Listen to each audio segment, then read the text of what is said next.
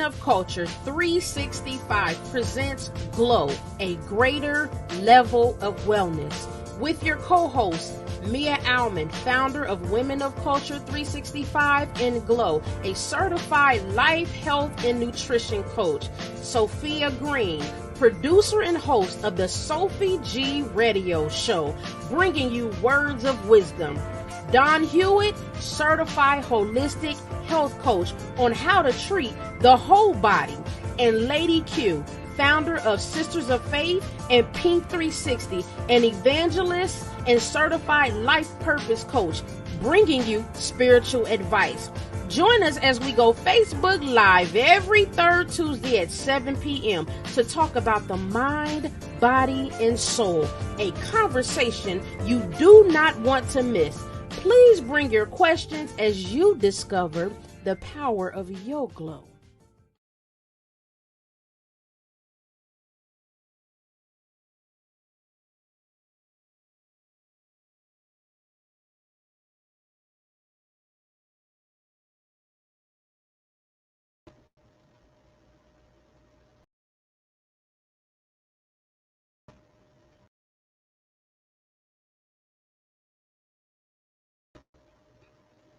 Hi, I'm Coach Mia, and welcome to Glow 365, which equals greater level of wellness.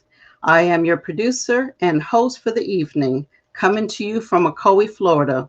We have an exciting show for you today. In this episode, we will be talking about the 5 love languages and human sexuality to build stronger relationships with our special guest, Dr. Susan K. But before we get started, let me introduce my co-host, Sophie G. Hi, everyone. Good evening. Blessings to you all. I know it's been a while. Yes. It's good to be back. I know I had been off for the last meeting, the last show, but it's good to be back here, and I'm looking forward to this show right here. Talking with Dr. K and just getting into it with her expertise and tapping into, the languages that we all should try to be aware of when it comes to relationships and how it applies to our lives and our everyday situations and, the different people in our lives. Mia, I am so looking forward to this conversation. And without any further ado, man, let's get it started. Let's go. Let's roll.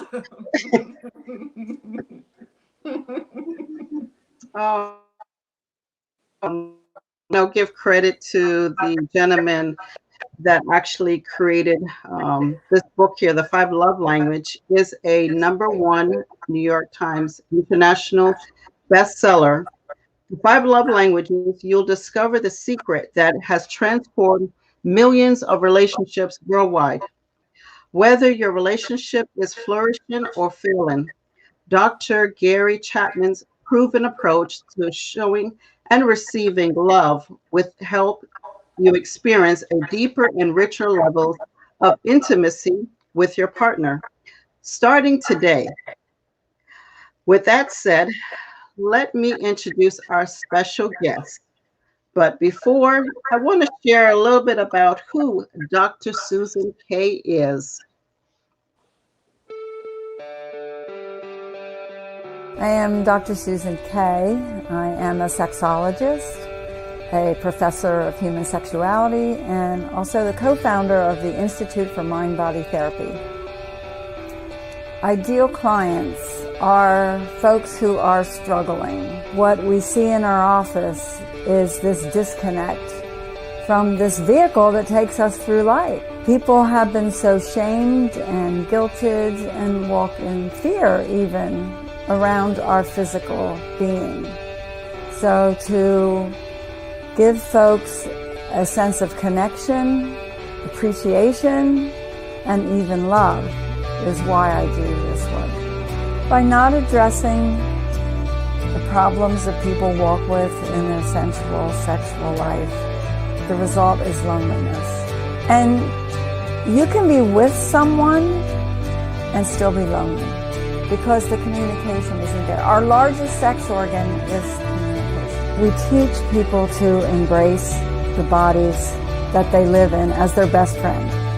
The training that I received from my doctorate program was rooted in the Masters and Johnson's process of sensate focus exercises, of communication, and how people change with this therapeutic process is they gain sexual self-confidence. When they're ready to leave, they have acquired a toolbox of the tools and techniques and language that they need to go out in the world and have their own ability to share not only themselves with themselves, but themselves with others. The exciting piece that we've experienced is we get invited to weddings, and we've had babies named after us. People can get in touch with me is very simple, drsusankay.com.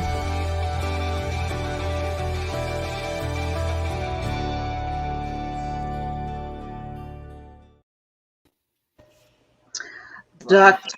Kay, welcome to Glow. We are so happy to have you here with us. Thank you. Now you made me homesick. I'm in Pennsylvania, and that's my Texas house and my little Scotty trailer. I want to go camping. So. Well, let's, begin sharing, the love languages, which is a base for expressing and receiving love when it comes to words of affirmation, quality time, receiving gifts, acts of service, and physical touch. Not everyone communicates love in the same way. People have different ways they prefer to receive love.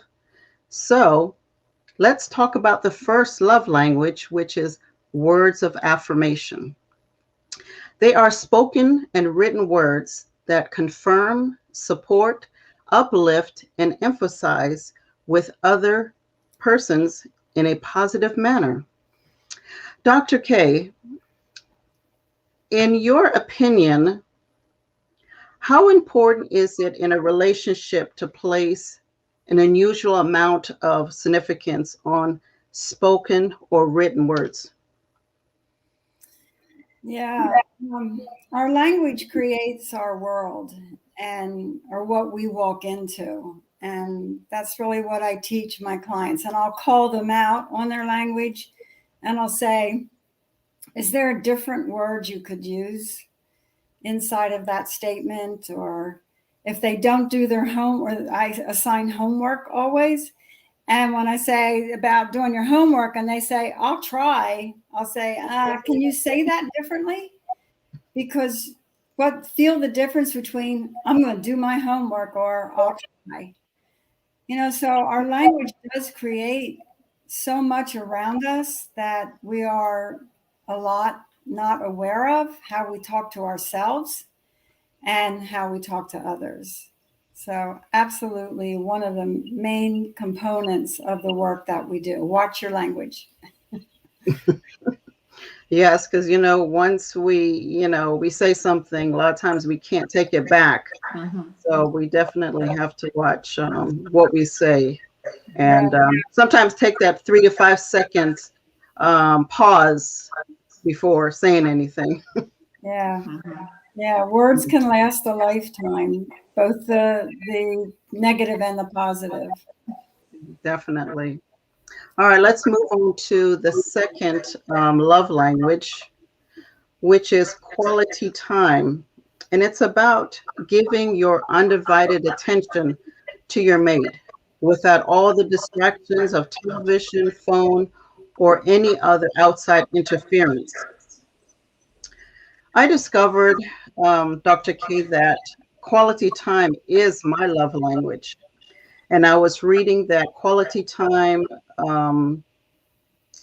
for both men and women, along with words of affirmation, are the most common ones.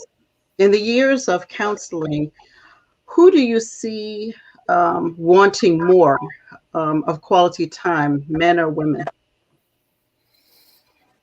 Well, today that's hard to answer. Maybe 10, 20 years ago, I would have said women because the men were out working and the women are home with the children, or, however that scenario is, where we were in when you get into your kind of routines, then you're not sometimes paying attention to what does quality time mean or look like.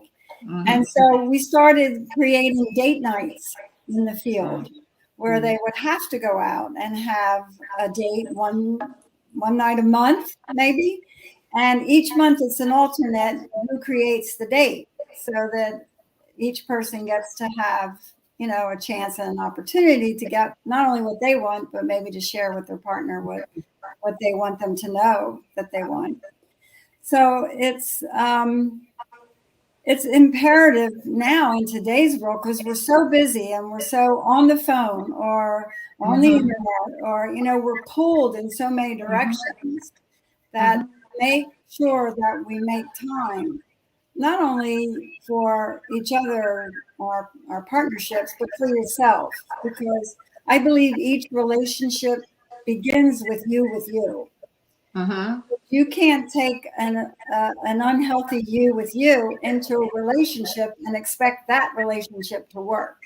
So it really goes from that point on, is the you with you, and then how do you share that you with other? And quality time, taking time, making time is of really high value. And I think it's what you just said a while ago is something we need to keep in mind as well, because a lot of people are afraid of being we're afraid of being by ourselves. A lot of us don't know how to even have quality times with ourselves, by ourselves, because we feel if we're alone, we consider it being bored, or we consider it being lonely, or consider it being not knowing what to do. A lot of us can't live without somebody being present all the time. So what do you say to your clients when they come in and they're like, they don't know how to even start doing that, giving quality time to themselves before they can even learn how to speak another person's love language, whose quality time is actually spending time with that person? Because as you said just now, you got to be able to know how to be with you before you could be appreciate the person's love language. The basics. So being busy, not sitting still, having all this stuff going on is a distraction. It's a distraction from whatever might be going on inside of us. And to learn how to sit with yourself and to know yourself, then you can for sure be able to report to a partner what you like or don't like and what is your language. Because if you don't know and there's something that's going on for you inside of your connection with yourself, like if you have to be distracted or busy, or there's a missing already, not only for you as a person, but for then what do you bring to the table of relationships. And here's something else that I just wanted to tap right there, piggyback right there, based upon what you just said. When we are starting to get to know one another, to court, when we meet somebody, we want to get to know them. One of the things we do is we find time, we make time to get to know that person, and we usually invest time doing that, which is quality time. And I think sometimes we get off track, or we think, okay, we know each other now. I know you. I think I like you, and then we forget that that's what we did in the beginning of the relationship. Which I think it's important what you just said earlier, that you go back to the basics by even introducing or reintroducing, date nights, or spending quality time, time that you just a special day out of the week just to do just that. Just to keep the flame alive, I guess. And I can't wait for you to tell us more about it, because one of your areas also, you specialize in love languages, and especially when it comes to intimacy, sexually speaking. So I want to hear what you have to say about that when it comes to reintroducing that into when your clients come to meet up with you. And I know we're going to cover the other three, Mia, but you know, keep that in mind. I'd love to hear what you have to say when that happens and your clients come to you. How do you reintroduce that and wrap it all into the... Well, if we start with the word intimacy, how I have folks explore and look at that word is into me see. And so it breaks down that kind of message that we have, that intimacy means sex, because we do that in our culture. We have so many things that mean sex, and we mean the act of sex, like make love gets mixed up with sex. That's another language barrier when I say to you, language creates your world. So I'll ask the client, well, what would it look like if you were to make love? And especially for the men, because women know how to make love. That's right. That's what we're wired for. We're born. Men know how to do sex. We're born that way. So we have to teach them. And when we can come into that place where we're vulnerable enough to say, into me see, know me, then you are sharing true intimacy. And that's the goal. And what do the guys say there? They're like, ooh, baby, into you I want to see. Yeah. Now, you told me to keep this PG. Don't you start throwing me off track. Well, that's your area, sister. That's your area, doc. Well, it's always raining. It's not always, but most of the time we are reining the guys in. You know, we're reining them in to look at exploring and finding other ways to make love. And one of the most loving things I tell every one of my clients to have on hand, and now we have it on hand because it's on our phone, is a timer. So when you say, honey, would you like a back rub? And so you either, honey, you know, they start going back rub, and it's like, how long do I have to do this? Is she turned on? Am I turned on? You know, how long do I have to keep going? And so she's going, oh, it feels so good. I know, but I know where this is leading. I wonder how long he's going to do it because it feels so, you know, like who's enjoying the massage? There's this dialogue, and we're stolen away from our bodies because we're living here in our heads. So you're not even feeling or being present to or sinking into.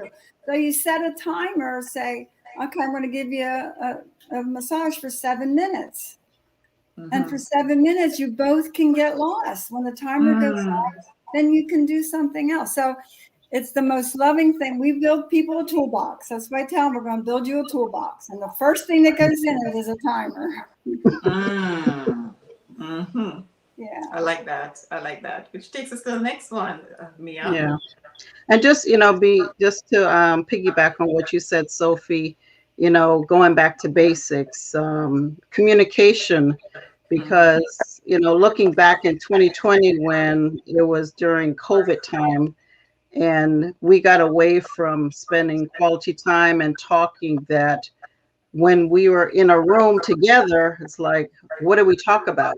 You know, so hopefully during that time, some couples, you know, reconnected and got to know themselves, and, you know, because before they were busy working, going here, going there, and not spending that quality time. So I hope during 2020 was a learning lessons to get back on track and going back to basics, you know, and communicating and learning how to talk to each other. Yeah. Well, moving on to the next one, which is receiving gifts. And this is a pretty straightforward love language because many of us, we love receiving gifts to make us feel love. Oh, all yeah. over, not just on special occasions, but yeah, it's always nice to receive a gift. Now, Dr. K, this love language may be misconstrued for a person that cherish receiving gifts as a substitute for love. But on the other hand, that is happens in certain relationships, like the rich and famous, when their partner is too busy to spend quality time. They show their partner by giving them unlimited credit cards to go shop, and that's the way they show love. But rather than going back to, old school and showing that intimate affection, can you share your thoughts on that one? Yeah, it is a tricky one because there's an expectation sometimes around gifts. If it's an anniversary or Christmas or birthday, there's this expectation. And it kind of takes away from what else could be generated or created if there wasn't this focus on the gift giving part. And maybe people would be a little more creative and come up with some other ideas.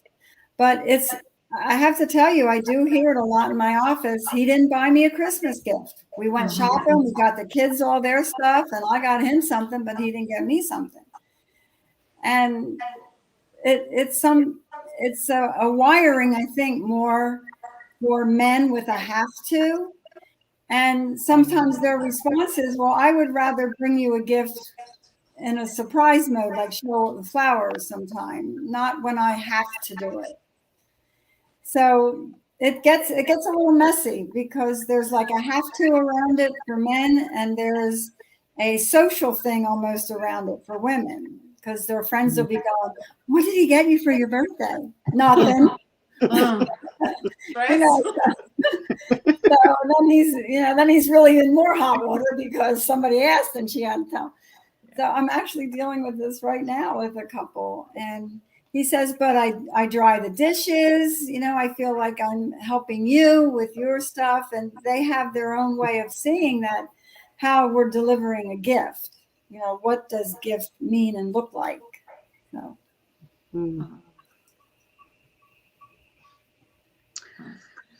And the next one, physical touch, which part of that is a hug, a shoulder squeeze, hold hands, even pat on the back can be an expression of love that just is as meaningful to your partner.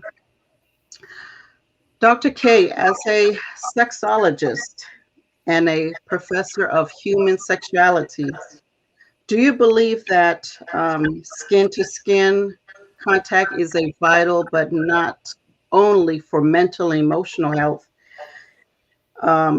also for physical health?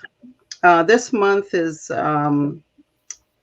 Domestic Violence Awareness Month. Oh, yeah. And for those that have been a victim from that or sexually abused, how do they get to that place where they can accept or feel comfortable, feeling secure with that physical touch and not feel threatened?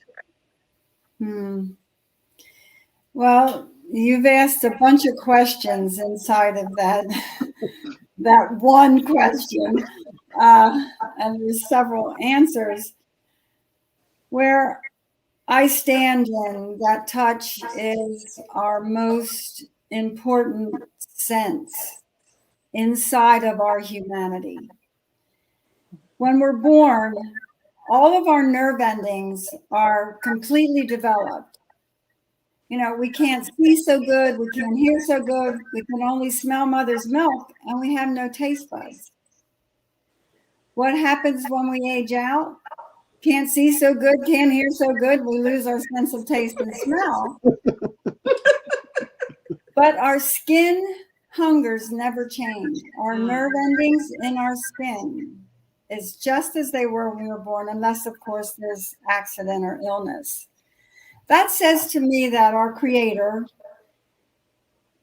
says this is important. Touch is our most vital connection to ourselves and others. Babies that don't get touched die. And elderly people will go get their hair done at the hairdresser just to have touch. You know, I mean, it is a common need that we all share. And I love this song by Dan Hill, and I've played it. I've given sermons actually on touch. Are we out of touch with our humanity? Which happened to be more recognizable inside of COVID. You know, touch is basically illegal, right? And so people are out of touch. And we're out of touch. You know, we do things like violence. And so the song that I had them play at one of the sermons I did was, and you can look it up, Dan Hill, Hill, Dan Hill. Sometimes when we touch, the honesty's too much. Yep. Hide my eyes and cry. And I have seen that in clients that come to me. I teach the art of receiving as you are giving. We are so wired to give to get. You know, especially, you know, men think if I touch her the right way, if I do the back rub the right way, right? So I'm going to get the cookie. Right? Is it going to do it long enough? Is it good? So it's what I teach is touching for yourself. You know, we have as many nerve endings in our hands as we do in our genitals. They're just spread out more. And that's why you mentioned hand holding. And that's where, you know, we connect into something that we don't get just by walking side by side, even shoulder to shoulder, elbow to elbow. There's some magic in our hands. And we start in our programs with the hand caress that comes out of the Masters and Johnson's teaching of sensate focus. And I have seen clients where I'll just do their hand for maybe 30 seconds with what I call intention and attention. Like my full awareness and curiosity is what's going on with this hand. Oh, you have a little scar here. I didn't know that. You know, like, do we know our partner's hands or our hands? But I'll just spend 30 seconds. And when I put my hands down, they just sit and look at their hand. And they'll look at me and look at their hand. And a lot of times they'll have tears in their eyes. Yes. Because there was no expectation. There was only the honest sharing of giving and receiving. So that's where we start teaching people, how do you touch and what's underneath it? And that leads to what you talk about with abuse. You know, when we have damaged someone with this most vital need that we have, and women are put out there and they're afraid to be touched, or children are afraid to be picked up, or as you can hear in my explanation of that, this is our most developed sense. It's what our Creator said is the most important piece of us that we need to really pay attention to with ourselves and with others. So the damage that's done potentially can last a lifetime. And one story, just one quick story, that's not around abuse necessarily, but I had a client who was a 55-year-old virgin, and he couldn't stand to be touched. It was too tickly for him. He did not come home from the hospital with mom. He had to stay back because he had to have surgery. So he was in an incubator. You know, back in the day, you didn't get held when you stayed back in the hospital. He was whatever had to be isolated. When he came home from the hospital 6 weeks, I think, later, mom was so nervous to touch him. Right. And so her touch with him made it for his wiring with his relationship to touch was nervous. And so he resorted to that he just felt like he was being tickled by when being touched. Wow. And I can tell you 1,000 of these stories, but that one's always, it's unusual in a sense. Yeah, you just touched that. You just touched that, and you said two things that I was just about to actually jump in on. One of the things that happens for newborns is as soon as they're brought into this world, they're actually placed on the mommy's bosom. Mhm. That's to create a bond and connection. With create the nurturing and the cuddling for the mom and bonding with the baby. And you did say something earlier as well that, if a child is not, like, just know, if a child is not being touched or haven't been touched at birth, they don't know what to expect. A lot of people who are not used to being affectionate don't know how to give or receive affection because it doesn't come natural. It wasn't part of their environment per se, for them to have become, it's kind of alien for them. And the second thing was, there's some touches that are just uncomfortable for some people. And would you say that could be related to trauma, even from, it being this month, what it is, domestic violence and some physical abuse or being molested, God forbid.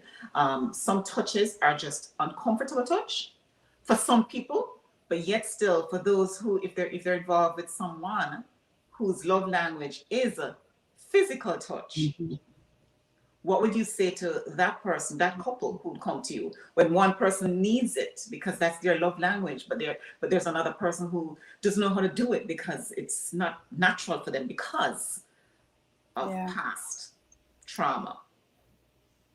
We have to address the trauma first.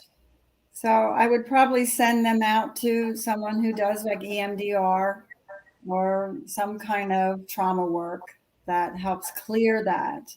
Because there's a memory that's wired in. It's a cellular memory. And when I first started massage, when I first started doing body work back in the 80s, when massage was looked at as the massage parlor kind of massage, but we were taking the language of touch into the therapist's office. And we didn't really know what we were doing, except we had read Barbara Brennan's Hands of Light, which is a great book. It was written in the 70s. And she was a nurse, and she noticed that patients that were touched or paid attention to more just the medical stuff survived in different ways. So she wrote a book about, she still has a clinic in Florida where she teaches. And so we started to put hands-on, and it was really unheard of back then. I was the hands-on practitioner for 2 therapists.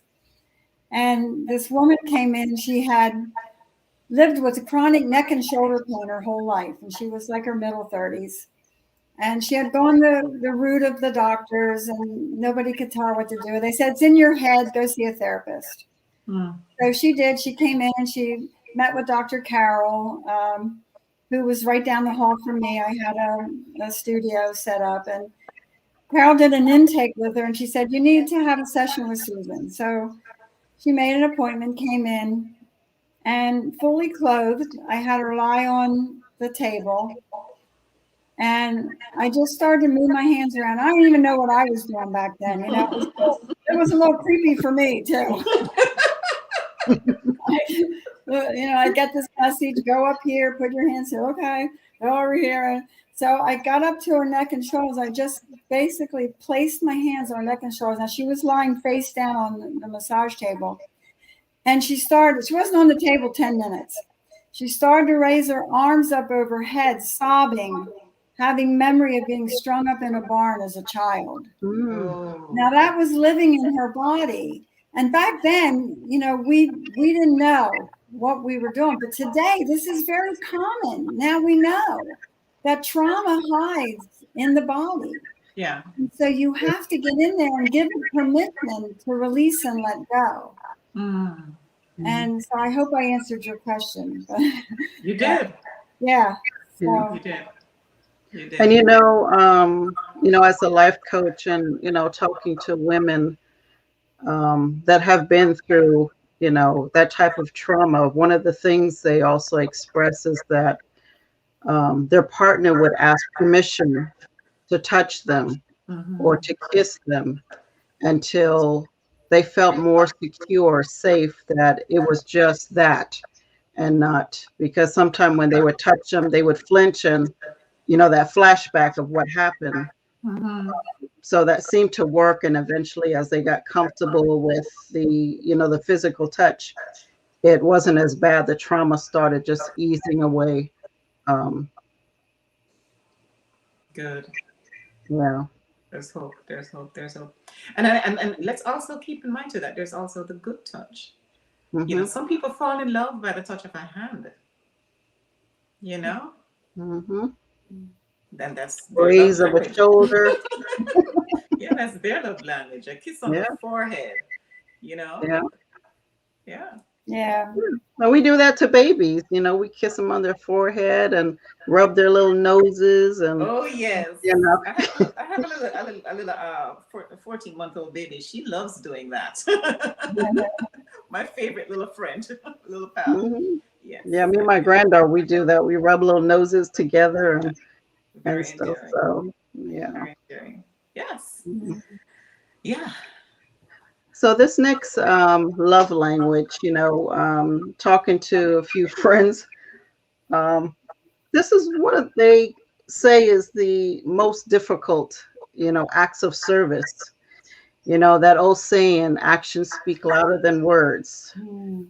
Unlike most of us, rather hearing words of affirmation, but there are those that choose to show their affection by doing things like mowing the lawn, doing the dishes, or getting up in the middle of the night to take care of the little ones, letting you sleep in.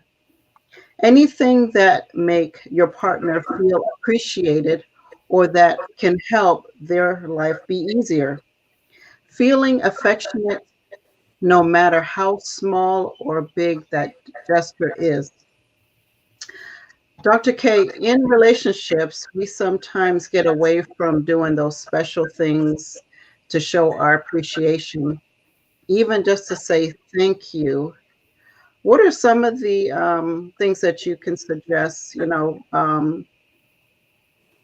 other than those um, acts of service that we can do, and even that include a little bit more intimacy?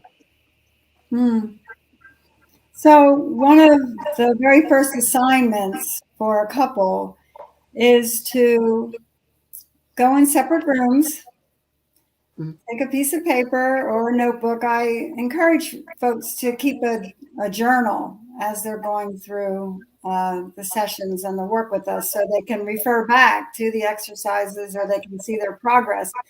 So if they have started a journal or they could use this to start a journal, is one side of the paper is your what I call the turn ons. And the other side of the paper is your turn offs. Mm. And I don't just mean I like butts or I like boobs or, like that.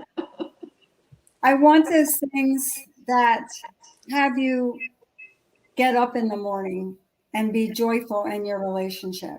Like, what are those things that get you out of bed? What lights you up? I'll say like things that that are precious to you, and maybe having a glass. I love having a glass of wine on the deck with you. That turns me on, like lights me up to our relationship. I don't like it when you throw your dirty underwear on the floor. That's a turn on. Right. Right? So Yep. they have to make their own lists, and it makes them sit and think, what do I like? And what is it that does light me up about being in this relationship? And what are those things that, turn me off? And so then their assignment will be, after they've written them, we come together and we start to share them. Or I give them a 3-minute game. I call it, where you set a timer, and for 3 minutes, one talks about what it is about this thing that I am turned on about or turned off about that I want you to know. And then for 3 minutes, the other person gives back what they heard them say, not to refute or to add to or defend themselves. It's being heard. Communication is not about talking. It's about listening and being heard. And that's why most people end up in my office. They're like, they start fighting over something. Oh, never mind. We've thought about this for 20 years, or, I never get heard, never gets resolved, because we don't get heard. So it's the give back. So with each of these items, it gives them a lifetime to play with this list. You can add it, subtract it, or once you have the 3-minute game down, because that's the hardest part, is, to sit and listen and give back as verbatim as you can what you heard them say. So it builds that ability to share in your communication, and in a way that if you don't structure it, it's not going to work. It's not going to happen.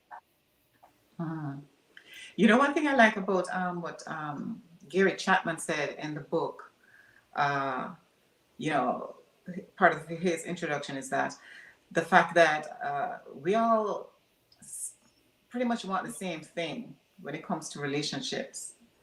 And it's amazing how we can all be trying to say the same thing, or are saying the same thing. We're just seeing it in different languages, in different ways. And how frustrating it can be when we're all trying to say the same thing but not understanding each other. It's like knocking our heads up against a wall. Somebody introduced me and gave me that book over 16 years ago. Wow. Yes. And at first I got it. It was nice. It was a nice gesture. I got the book and I just put it on. I'm like, thank you so much. And I put it aside. And that person is a lifelong friend. I call him a brother. I was going through some stuff. Just left a relationship and it wasn't working out. And then we decided we're going to, let's give it another try. And maybe just get married. He proposed. And my friend at the time, God bless his soul, I'm going to call, he said to me, Sophie, before you do anything, his name is Gary too. So as he said, before you do that, read this book. Needless to say, had I read that book, it could have saved me a lot of headache. It could have saved me. But after I did, when things didn't work out and I sat down and I had so much time on my hand and I reflected and I read that book, it was like an eye-opener, because I saw so many things that I didn't see or didn't understand then just by spending time with that book. And I must add that since then, I had made a copy of that book, and I had given it to so many people that I know in my life right now. And I have also applied the love languages to my life in everybody that I know, with everybody, because it's important to try to understand what the person is trying to communicate once you care about the people in your life. So yeah, these different languages that we speak, and I like what you did. I'm taking notes. That 3 minutes. It's important to sit and be still and just listen to what is trying to be communicated to you without interruption. Just all ears. I love that. Set the timer. Set the timer. Set the timer. It's the length of a song. Yeah. Dr. K, is there any other languages of communication that we should know about? Other than the 5 we just talked about? Well, it's hard to put anything in a box. I don't like to say this is it. This is the way. fact, I'm writing a book called Am I Normal If? Mm. Because that's what I hear in my office always is, am I normal if my eyebrows are crooked, or am I normal if I really don't like oral sex? Am I normal if I hear it around all these shoulds. Like there's so many shoulds that we get, and the magazines all sell shoulds. Hmm. And so it's coming down to when I have a client that's struggling, I'll say, well, let's find out what's natural for you. And let's go to work on that. And that, again, is the you with you, like to build that you with you that you take into you with other. And so to say, is there 5 languages? I mean, these are certainly languages we can spiral out of. I mean, these are differentiations that we can spiral out of. Like if you're the person that has the service language, like when you do a 3-minute game around, what does it mean to you that I like to do the service? And you dialogue about it, maybe you can find other ways that it can be incorporated into other parts of your relationship. So to play with it, massage it, I think people to find really what is their true language, and does it change sometimes? Yeah, I mean, we don't have to always have it be the same. Maybe there's something that happens when you watch a movie and it teaches you that, hey, we could do that too. Like always be open for change and not be stuck. I think the flow of growth and development and changing bodies as we age, changing what's important to us. Always be flexible and communicative. Yeah. With these love languages, is it important for us to know our children's love languages so that we can better communicate with them? Mm-hmm. When I do an intake with a new client, I want to know those first 5 years.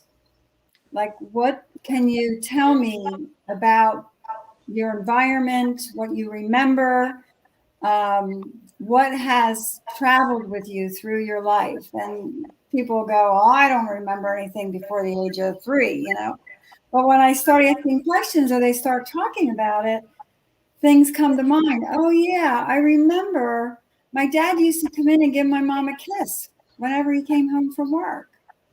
Or I remember that when my dad came home, he started fighting with mom. So we're reading our world with our senses. We don't have cognition on board till we're like 6 or 7. So that's why my 5-year window is wanting to know, what did they absorb sensually? What, a lot of people remember grandma's chocolate chip cookies. Oh, the smell of grandma's cookies, right? Or the sounds of something or the feel of something. And so the languages that we start to generate and create in this time frame are of immense value, because it takes us into the next phase. Because then I want to know, who were your first attractions? And most people can tell me the name of that first girlfriend or that first guy that caught their eye. Oh yeah, I remember Bobby Joe. Oh yeah, I remember, from kindergarten. So it's, what have you applied that you've brought from your memories of what your language is that wired in your body? How are you now taking that out into the world? So being observant with your children, like, what are you teaching them through their sensuality? Now, we relegated in our culture sensuality to mean something sexual, but it's really our most primal platform for development, either positive or negative.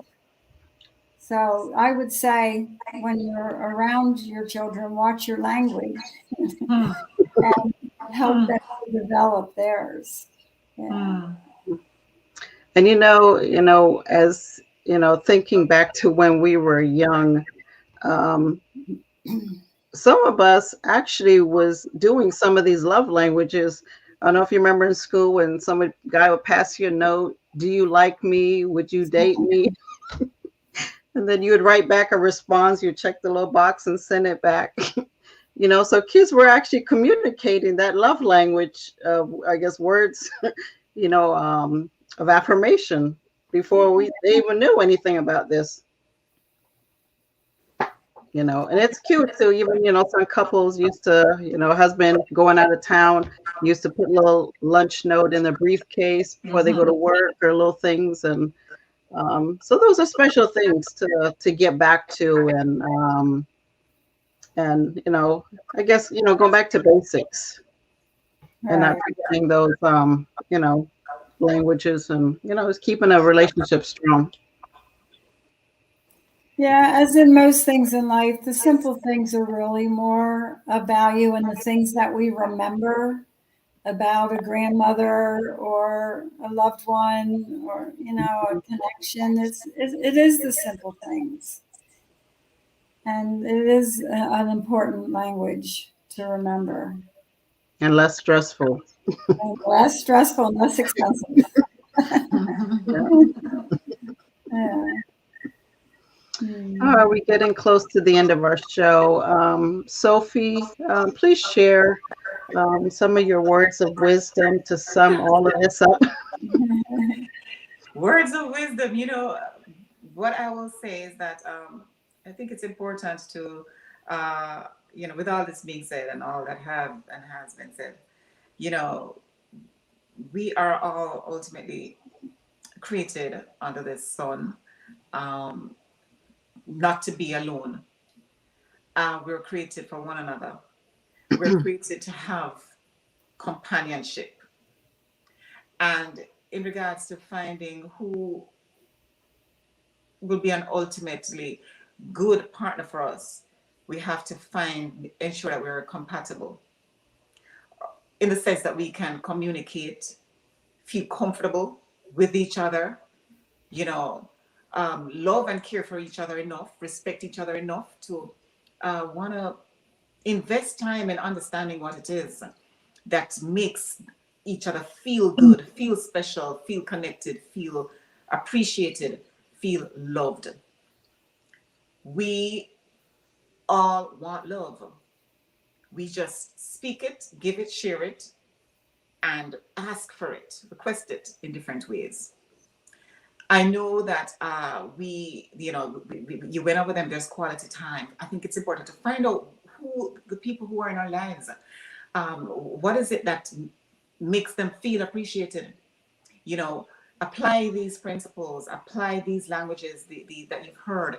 Take time out to really process, invest, observe, and see what it is that they're trying to say, how they're speaking. Sometimes it may be, again, it's quality time. It could be words of affirmation.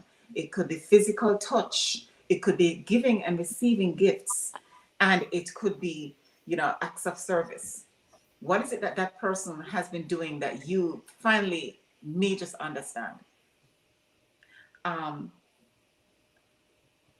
Let's take time out to also realize that some of us speak multiple languages. You may be bilingual. Your partner may be speaking another language that you probably will understand with a feel, with a touch, with a sense, with a kiss, with a gift, with a rose. But it ultimately means I love you, or they want to be loved.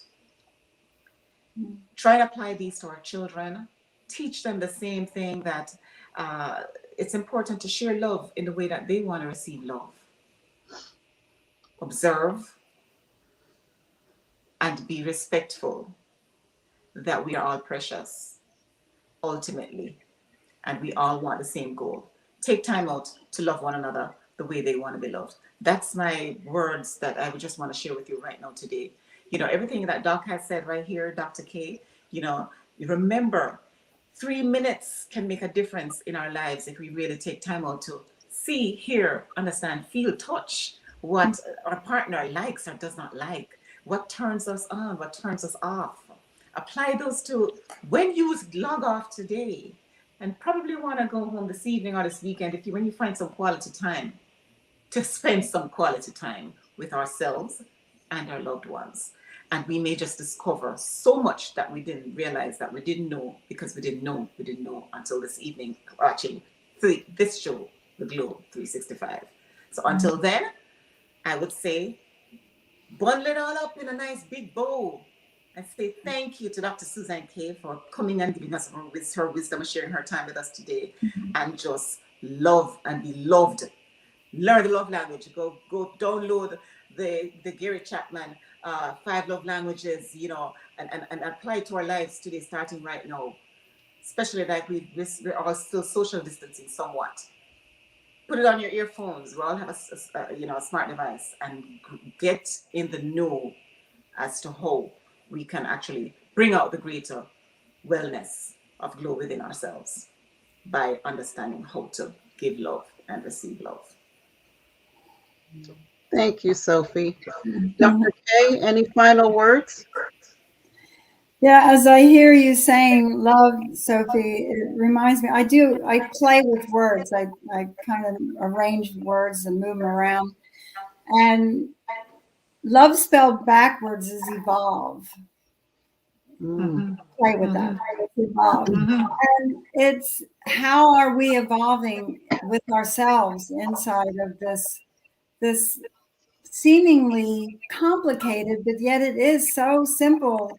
And it is so natural to who we are as human beings. And yet we have it so complicated and so elusive. Like we're always like grabbing for it. Is it here? Is it here? Is it here? So looking at what it means to you to imply that you are evolving inside of your love language. That's what I would offer for consultation. Wow. Thank you. Thank you, Dr. K. Thank you. We have come to the close of our show, and I would like to thank our special guest, Dr. Susan Kay, and you, the viewers. For more information on Dr. Susan Kay, please visit online at www.drsusankay.com. And, I also want to share, not knowing our love languages or your partners could potentially lead to not fully understanding and communicating well with our partner. According to Dr. Chapman, author of the 5 love languages, there are 5 ways to speak and understand emotional love. Keeping the happiness and the understanding in any relationship is beneficial and crucial to maintaining healthy. You can visit online at 5lovelanguages.com/quizzes/love-language to take the quiz so that you can know what your love language is and also your partner. And don't forget, coming up, please join myself, founder of Ribbons of Survivors, in association with Carla Lewis, founder of Kids Conquering Sickle Cell Disease Foundation, and Lady Q, founder of Pink 360, for our 3rd annual Warriors of Hope and Courage virtual celebration this Saturday, October the 23rd, from 6 to 8 p.m., streaming live on Facebook at Ribbons of Survivors 365 page, and also on YouTube at Official KUO Magazine. We will be honoring individuals who are survivors or still battling condition of lupus, urethral cancer, domestic violence, breast cancer, mental illness, sickle cell, And our keynote speaker will be lymphedema cancer survivor, attorney Aramis Leo. Special performances by Adriana Clark and Lima Dunbar. Also, we are paying a tribute to Brian Ivy and Dottie Good, who has lost their battle to cancer. Coming up in the next episode of Glow, our special guest will be Dr. Donald Tate of Dr. Donald Tate and Associate, who is a grief recovery specialist. He will be sharing how to get relief from grief by flipping the script on Tuesday, November 16th. Until then, I am Coach Mia coming to you from Ocoee, Florida. Thank you all for tuning in. Until next time, continue to find your glow within the mind, body, and soul.